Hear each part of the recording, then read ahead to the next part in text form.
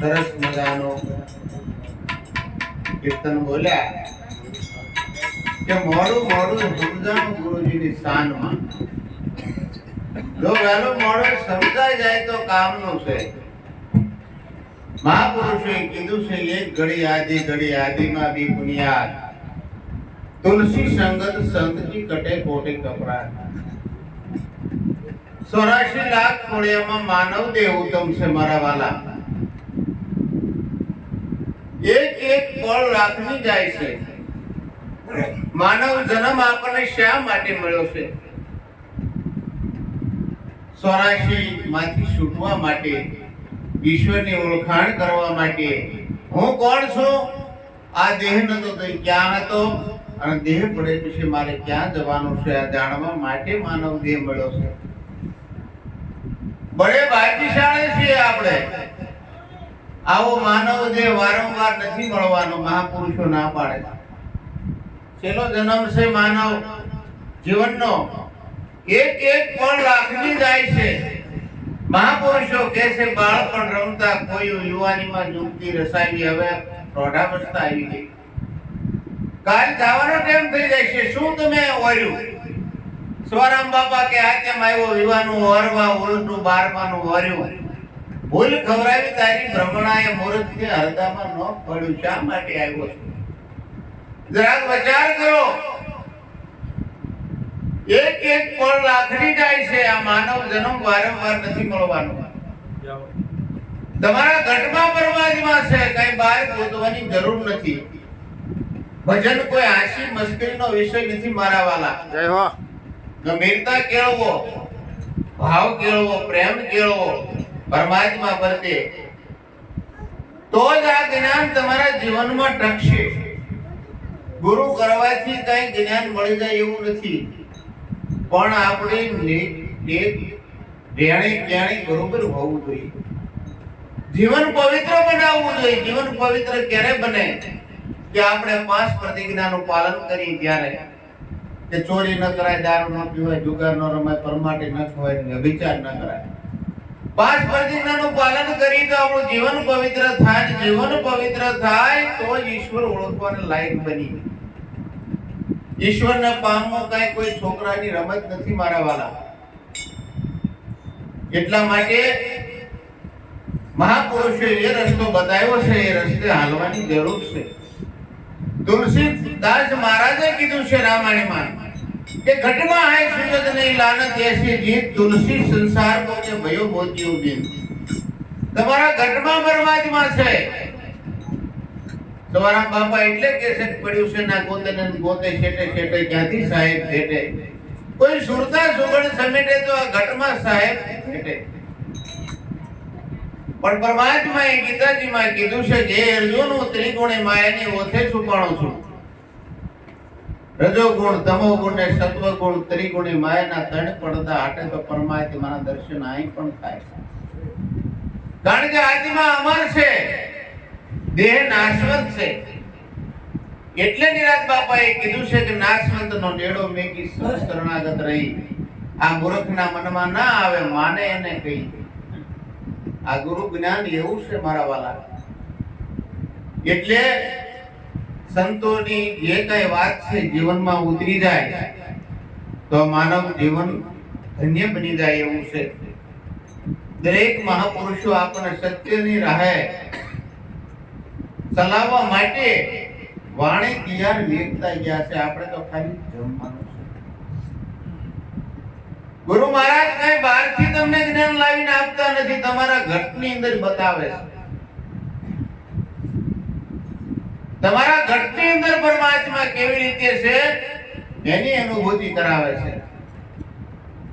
એટલા માટે આવું માનવ જીવન મળ્યું છે. બહુ ખૂબ ધ્યાન રાખજો. એક એક પળ લાખની જાય છે. પરમાત્મા કેવો છે કે નજરે જોતા ન નિરખાય, છતાં રહ્યો છે સબ ઘટમાં. આ ઘાટમાં તમને નહીં ભળાય છે અઘાટની માય. પરમાત્મા અઘાટ છે. રવિ સાહેબે કીધું છે કે અમર પિયાલો જેને સદગુરુએ પાયો, મન વસ્તાના ફરે દીવાના. અમરા પરની આશા કરો તો તજી દો અભિમાન. અભિમાન મેકી દેવું જોઈએ. માન બડાઈ ને ઈર્ષા આ બધી ગમની દીકરીઓ છે. જ્યાં સુધી આવું ખોટું નહીં મેકીએ ત્યાં સુધી સત્ય આપણા જીવનમાં ક્યારેય ટકવાનું નથી. એટલે સત્ય જો જીવનમાં આણવું હોય તો અસત્ય અવશ્ય છોડવું પડશે. અસત જાય તો સત્ય ટકે. સત ને અસત બે હારે ન રાખે. સૂર્ય અને અંધારો હારે ન રહી શકે. એટલા માટે જો આપણે ભક્તિ અપનાવી હોય, ગુરુ શરણે ગયા હોય, સત્ય જીવનમાં ઉતર્યું હોય તો અવશ્ય જીવનમાં ફેરફાર થઈ જાય, રેણી ફરી જાય, વર્તન ફરી જાય, વાણી ફરી જાય. મારા વેલા શા માટેનો જ્ઞાન જીવનમાં ઉતરે? મહાપુરુષો કહે છે કે કોઈ વકીલ જન્મતા નથી, અભ્યાસ કરીને વકીલ બની શકાય છે. કોઈ ભગત જન્મતા નથી, ભક્તિ કરીને ભગત બની શકાય છે. કોઈ શિક્ષક જન્મતા નથી, અભ્યાસ કરીને શિક્ષક બની શકાય છે. એમ ભગવાન પણ જન્મતા નથી. ભગવાન જેવા કાર્ય કરો તો આના માનવ દેહ તમે ભગવાન પણ બની શકો છો. આવી તક મળી છે, એક ટાણું મળ્યું છે, અવસર મળ્યો છે. સુક્યા તો ગયા 84 માં, જાગ્યા ઇનર જગ જીત્યા. જાગી જવાની તરફ સંતો પોકારીને કહે છે, દેખો દિલની માય, પરખો પણની માય, સર્જનહારો ક્યાં છુપાણો આ સૃષ્ટિની માય. જળમાં જોયું, થળમાં જોયું, જોયું પાણી પવનમાં, આ અવકાશમાં નિરીક્ષણ જોયું તો નજરોમાં ન આવે દીનો નાર. સર્જનહારો ક્યાં છુપાણો છે આ સૃષ્ટિની માય. પરમાત્મા ક્યાં છુપાણો છે? કારણ કે પરમાત્મા તમારા હૃદયમાં છુપાણો છે, ક્યાંય નથી છુપાણો. પોતે દોડા દાડે બોલો પડ્યો છે.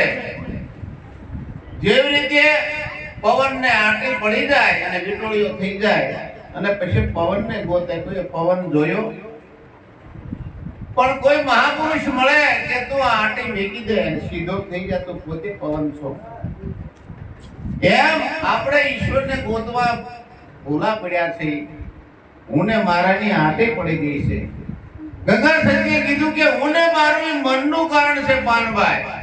મન ધણે મટી જાય તો રમાડું 52 ભક્તિ કેવી છે કે ધણની માથે શીશનો રેવે પાનભાઈ, ખેલ છે ખાંડાની ધાર. એમ તમે તમારું શીશ ઉતારો તો રમાડું 52. આ 52 ની વાત છે મારા વાલા. આ શીશને સાટે મળે છે, સહેજે મળતું નથી. વાતોનો વિષય નથી, આ તો અનુભવનો વિષય છે. જેને ગોળ ખાધો હોય એને ગળપણનો સ્વાદ આવે, પણ ગોળ અને ગળપણ અલગ નથી રહી શકતા. સૂર્ય અને એના કિરણો અલગ નથી રહી શકતા. દરિયો અને એના તરંગો કદી અલગ નથી રહી શકતા. એમ તમે અને પરમાત્મા બે અલગ નથી રહી શકતા. તમે એક જ છો. અને એવું ક્યારે સમજાય તો તત્વદર્શી સદગુરુ મળી જાય અને હાચો રસ્તો બતાવે તો.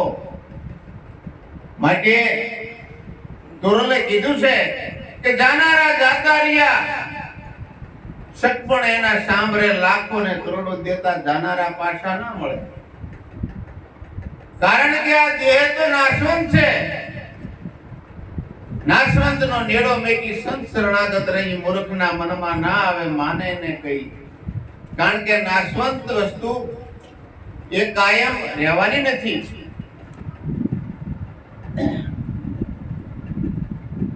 એટલે એક પળ લાખની જાય છે મારા વાલા. તોરલે કીધું કે શાણાને સમજણા જેના હાડમાં નો હલકી વાત, એને મળવામાં મોડું ન કરીએ જાય સ્વર્ગાપુરનો સાથ.